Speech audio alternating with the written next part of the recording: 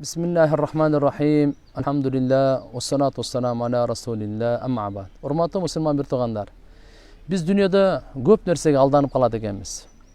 Эң биринчиси өзүбүздүн бактылуулугубузда алданып калат экенбиз. Нерселерден, буюмдардан, акчалардан депчи.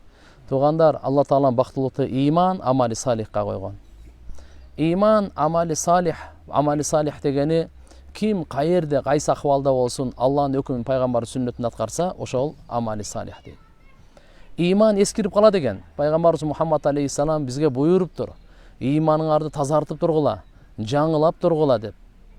Пайгамбарыбыз саллаллаху алейхи ва саллям мындай деген: силер иманыңарды жаңылап тургула. Жаддиду иманакум. Ва кила ва кайфа я расулаллах нуджаддиду иманана. Биз кантип иманыбызды тазалап жаңылап турабыз дегенде, пайгамбар саллаллаху алейхи ва саллям сахабаларга үйрөткөн сөзү мына ушулга биз дагы бекем кармап амал кылайлы. Аксиру мин каули ла илаха иллаллах, ла илаха иллаллахны силер көп айткыла деген. Бунун мазмунун жөнүнө ла илаха иллаллахны айтып койгон, бул дагы алхамдулилlah өтө пайдалуу, иман жаңылап турат. Бирок ушунун мазмуну эмне? Өлүмдү жараткан Алладан башка эч ким бербейт. Алладан башка эч ким жаратуучу жок.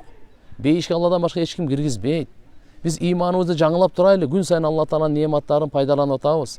Күн сайын Алланын буйруктарын аткарып турайлы. Ал бизди көрүп турат, угуп турат, билип турат, байкап турат.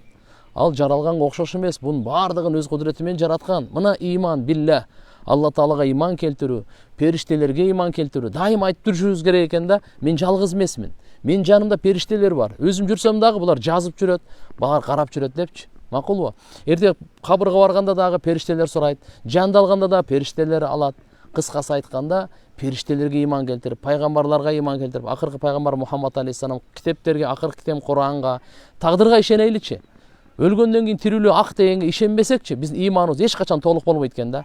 Биз мусулманбыз. Жоктон Алла бар кылды, аз барыбыз. Жок кылып кайра бар кылып коюп, ага эмне кыйын? Аллага эч кандай кыйын эмес. Буга ишенмейинче, эсеп китеп Алла Тааланын алдында берем дегенге ишенмейинче биз оңолбойбуз эч качан.